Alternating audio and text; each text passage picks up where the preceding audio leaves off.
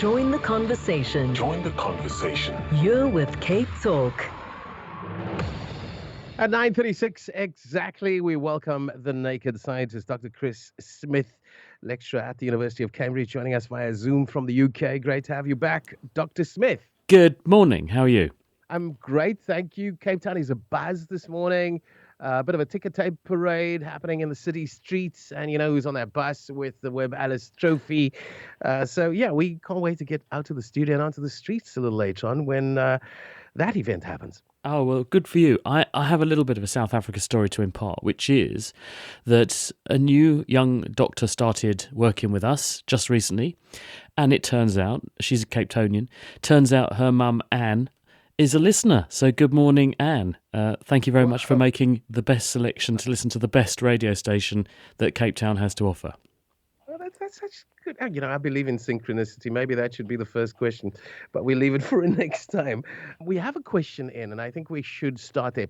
Somebody wants to understand the principle on which a boomerang works. Right.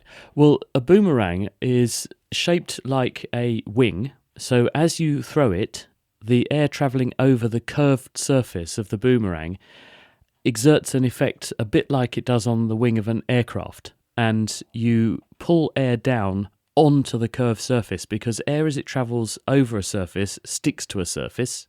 And if that surface is curved, the air follows the contour of the surface. It's called the Coanda effect. And so you shape your boomerang in such a way that as you throw it, you end up with air being pulled down onto that curved surface, which exerts a force, which gives it some lift, but also exerts a force in other directions. So it's possible to make a boomerang so that, or you do make a boomerang, so that as it goes outwards, and it feels this force pulling it both upwards but around in a circle, it wants to come back to you as well. It's to do with the shape and the way the air is guided over the surface, which means that when you resolve all the forces, if you get the boomerang of certain shapes, you can get it to go out and come back. Then we have a question from Vernon, and he was really out of the starting blocks really early this morning. For the naked scientist, he says, a wind farm uses a very large fan on a turbine to generate electricity. There are concerns about bird strikes, but these blades rotate at a slow speed compared to a propeller on a plane. Do the birds not see these slow rotating blades? That's the first question. And then he says, will these turbines still generate the same amount of electricity if the blades were to be placed in a horizontal plane, that's a helicopter rotor style, instead of their current vertical plane, i.e. propeller style? And will this horizontal plane reduce the amount of bird strikes? Hi, Vernon. Well, the bottom line is that a wind turbine is extracting energy from moving air. So to get the most energy out of the moving air, you've got to present the biggest cross-sectional area, in other words, the area swept out by the blades, that you can, within the constraints of what you can design and build practically, to interface and interrupt the flow of air to extract the most energy from it. So if you were to tip your wind turbine on its side and have a horizontal wind turbine, then you're limiting the flow of air passing across the blades that can give you energy. So you would have a much less performant wind turbine. Now, in terms of the speed they're rotating at, this is a myth. The reason they look like they're going slowly is because they are absolutely huge. And if you've seen the pictures of London and that enormous great wheel that goes round, the Millennium Wheel that they built for the Millennium, that is about the size of a reasonable sized wind turbine. Some are much bigger than that. And so the tip speed, the speed described by the ends of the turbine blades is hundreds of kilometres an hour that they're turning at. And the evidence for this is that when they build them out in the sea, because one of the objections to wind turbines is that they can cause problems for wildlife, they're also noisy, and they can be unsightly under certain circumstances, people say, well, let's put them at sea. You end up finding that they fall apart much more quickly at sea, not just because they're in a corrosive environment, but because spray is hitting the rotating blade surfaces, and each droplet weighs about a gram or so, if it's a big one. That is going to be like a cricket ball hitting a cricket bat, doing hundreds of miles an hour, and the force that it imparts on the blade is quite considerable, and it knocks holes in the blades. Now, the reason these are a problem for birds is partly that they're going that fast, which means that birds can be caught out by them, but also they create around the edges of the blades areas of intensely low pressure. We were talking just now about boomerangs, and as there's an air flow across the surface of a blade, a curved surface, the air is accelerated in a certain direction, which leaves a void in another direction. So you get a loss of air, or a lack of air, relatively speaking, behind the blade, and you get a low pressure area. And if a bird flies into that low pressure area, then it's like you suddenly going into space from being on the Earth's surface. And your body is feeling much less pressure, so your lungs can expand. And a number of bird casualties have been described which have injuries to their lungs consistent with them flying into these low pressure zones and the air in their lungs suddenly expanding because of the low pressure, and this then causes damage to their lungs. It's like a scuba diver with a lung full of air under pressure coming up from the seafloor too quickly and popping their lungs. So there's a number of reasons why wind turbines can be a problem for birds. They're certainly not going slowly, so birds can make mistakes and be hit by them, but also the low pressures created around the blades can be damaging to birds and other wildlife. On the topic of lungs, and maybe it confirms my belief in synchronicity, James is on the line from Simonstown. You have a question about lungs, James? Yes, funnily enough. What are the circumstances where the lungs of people doing, I imagine, dangerous work underwater are filled with a liquid? Hi, James. This was put into the public domain when people watched that film, The Abyss. And the rationale behind this was that people were trying to dive to such a great depth that it became very, very difficult to breathe normal gases underwater. And so they switched to a liquid, which, being incompressible, meant that the person could still breathe at depth. That was the rationale behind that. Now, there's a grain or kernel of truth to this, in the sense that as you go underwater, for every 10 metres you descend underwater, you feel an increase in pressure on your body because water's much more dense than air, as though you've gone a complete atmosphere further underwater. So at the surface of the water, you're breathing air which has an atmosphere's worth of pressure. You go 10 metres down, you're now experiencing air or pressure at 2 atmospheres. 20 metres down, it's 3 atmospheres, and so on.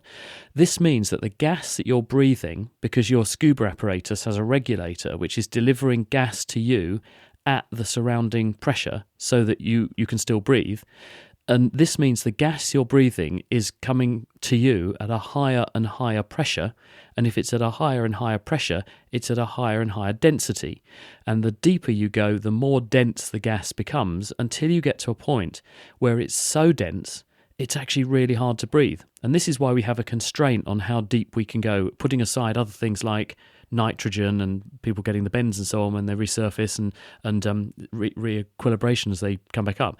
It's that as you get to a certain depth, you can't breathe normal air anymore because it becomes so dense that it's like breathing soup. And it's so much work to breathe, you just can't breathe fast enough to gas exchange efficiently enough to not pass out underwater.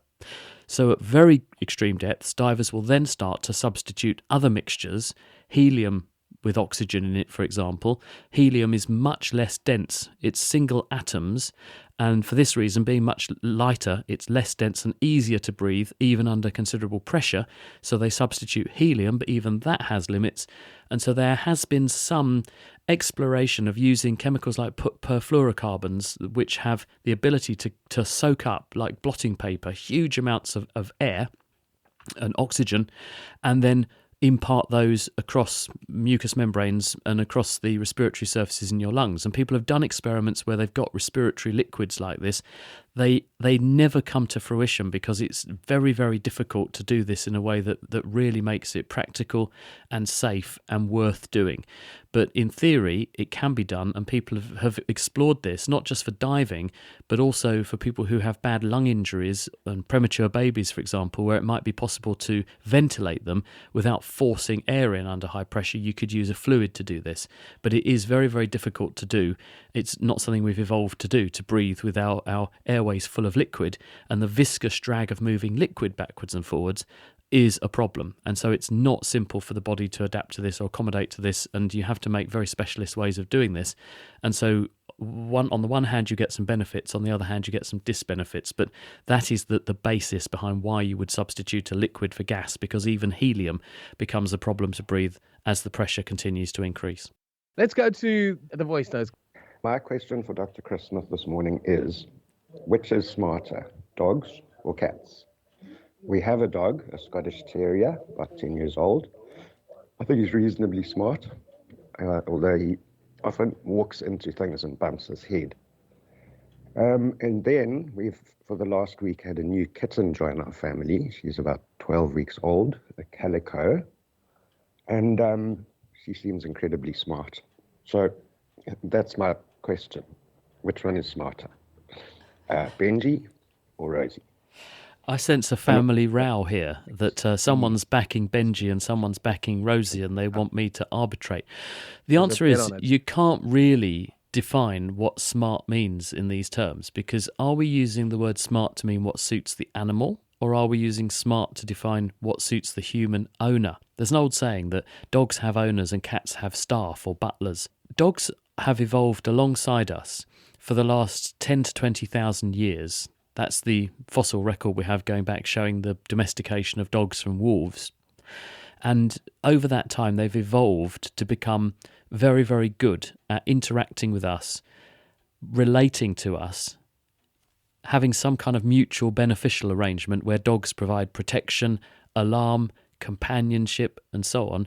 And we derive benefits from them. They derive benefits from us looking after them and feeding them and so on. And so a dog that we regard as smart is often a dog which we regard as very biddable. You can train that dog. You can incite it to do things. And different breeds of dogs seem to be more biddable and trainable than others. Some are just nuts. Some have very low attention span. Some are very, they're like dog ADHD. They're very, very hard to train, and they're very, very hard to get them to cotton on to what you want them to do. Others, on the other hand, really, really very good. Border collies, for example, that you use to round up sheep, are the most biddable dogs. Those, and I think Labradors are quite far up the list as well. Labradors, partly easy to train because they have a genetic aberration that means this gene that's adrift called the pro-opiomelanocortin gene. It's involved in appetite and satiety, which means Labradors are permanently hungry, which means that they're very easy to train because they'll do absolutely anything for food. Now, that doesn't mean that dog is smart. It means that it will do anything to make you happy. A cat, on the other hand, does not really care whether you're happy or not. A cat only cares if you feed it or not. And you can do the experiment on yourself. Stop feeding Benji, and Benji will still be there, looking thinner and more sorry for himself, I assume Benji's the dog, in a week or two. Stop feeding Rosie, and in about 2 minutes, Rosie will have found another owner who will just put out fish heads and kitty cat and anything else that Rosie will eat, and Rosie won't care that you now feel mournful because she no longer loves you.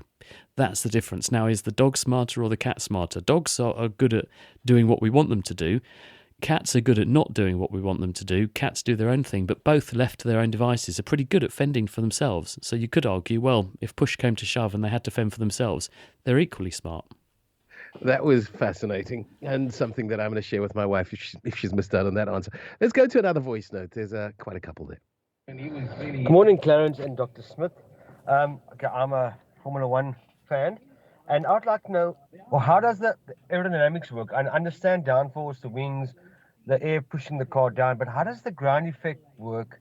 How does that low pressure cause a suction? And then I hear guys talking about vortices and that type of thing. How does a vortice seal a floor to create from what I can tell, a negative pressure to cause it to be sucked to the ground or something like that? I'd just be curious to know how the aerodynamics work on a Formula One car. Thank you, it's Jason. Hi, Jason. Well, when you look at these cars, they have effectively massive great spoilers on the back and they have fins on the front. What's the purpose of that? Well, the purpose of that is to give the car more traction, because as the car goes along the road, the thing that's propelling it down the road is the ability of the tyres to transfer energy from the engine to the road surface through friction. So in other words, they've got to rotate, grip the road and push the car along. Now, the best way you do that is you push the car down onto the road. But as the car's speed increases, there's a lot of air going under the car, which is trying to lift up the car, because the car wants to almost flip over with its nose in the air and do a cartwheel once you get to a very, very high speed, because the air running into the front of the car is trying to lift it up. So you put these various fins and spoilers on to drive the car down onto the road surface harder and harder the faster it goes, and this increases control, it increases traction, and means that as you go faster you still get good grip on the road, so you continue to have good control and you can continue to transfer energy from the engine through the wheels and accelerate the car across the road surface. The way that you get that effect is that as you drive the air up over the fin, because of Newton's third law, which is for every action there's an equal and opposite reaction, as the air strikes the various aerofoils, it pushes against them. And if you push on something, Newton told us, it pushes back on you equally hard. So if the air is deflected upwards over the car surface, that must be pushing, the car must be pushing the air upwards to get it out of the way and up over the car, which means the air is pushing down on the car equally hard. And so when you create these various structures around the car surface, you guide the air upwards and push air upwards, which pushes you downwards. And you can also do various clever tricks like an aircraft wing. You can do things like make the air be pulled upwards so that the air pulls you downwards. So in other words, if you've got a wing that curves from the front to the back upwards and it's a curved surface, the air will be pulled up and over that wing surface. And if you're pulling the air up, it will also pull you down. So with the top surface, you can drive air upwards and that pushes you down. And with the bottom surface, you can pull air upwards and that pushes you down. And so you can manipulate all of these effects. And the Formula One teams have armies of mathematicians who are really good at fluid dynamics, because air is a fluid, and they've got models where they run simulations in computers looking at the surfaces and the airflows and the velocities of the air moving over these surfaces, and they work out how to balance minimum resistance, stuff getting in the way of the car moving, for the maximum downdraft or put down force effect to get the best control, the most stable control over the broadest range of speeds, to give safety but also give the ability to go really fast without losing your grip on the road. Something happened. I think, Barris, you'll have to just repeat that question. Basically, when a person dreams, which can feel like 10 minutes, is it actually real-time dreaming in real life, the same equivalent? Because I had a dream where an external sound is incorporated into my dream, which is my alarm clock. So then I wake up to it. So it's probably like REM time. It must be like very close. So is it really, if I'm dreaming long, is it real time or is it fast mode or something into real time mode? Hopefully it explains my question. What I think you're getting at, Barris, is how do we perceive time when we're awake versus how does that distort or change when we're asleep? And obviously we don't know exactly how we record time, because it's difficult to do these sorts of experiments on a person, but we have the view that the brain encodes time partly by knowing what the series of events that have happened in what order have occurred to you. So we have an idea as to when in time things occurred across a day and across a year and so on. But also we use the richness of the memories laid down to inform how long something took. So the more memories we have about something, we assume, well, that must have taken a bit longer. But when you go to sleep and you're dreaming, your brain has disconnected all of the usual connectivity patterns, the different brain regions that normally talk to each other and regulate activity. And the pattern of brain waves is quite different. And so the brain can summon up memories and create brain patterns of activity in the spur of a moment, but give you the impression, because it's disconnected from the normal way of recording time, how long things took. So a dream may last just fractions of a second, but you think it's gone on for ages. Also, dreams can go on for ages, but you only remember a small slice of them. So you think it was a very short dream, but you were actually dreaming for absolutely ages. So really, in the same way that when we go to sleep and our sense of reality, our ability to really tell what's true and what's false and things disappears, because that's what dreaming is. It's an altered state of consciousness. Our ability to understand time is also deformed and distorted. So we can't rely on our sense of time passing when we're asleep like we can when we're awake. Then we have another WhatsApp voice note, and we have 2 minutes for that. Let's take a listen, Joe. What would make diastolic blood pressure be stubborn about being lowered? So if one's taking blood pressure medication and the systolic comes down nicely, but the diastolic remains higher, What exactly is the cause of this? I understand the difference between the systolic and the diastolic reading, well, as far as a layperson can, but I don't understand the conditions in the body that make the diastolic pressure remain high. Please explain. There's a number of reasons why we get the readings that we do when we take our blood pressure, and the systolic is the top number when you get given a blood pressure reading, and that number is usually, say, in a healthy human, 120. The bottom number is usually something like 80. And when you have the top number, that's when your heart is beating and it's pushing blood out into your arteries. And when the heart relaxes, stops beating, that's when you get the lower number, and that is the effective residual pressure that maintains flow between heartbeats.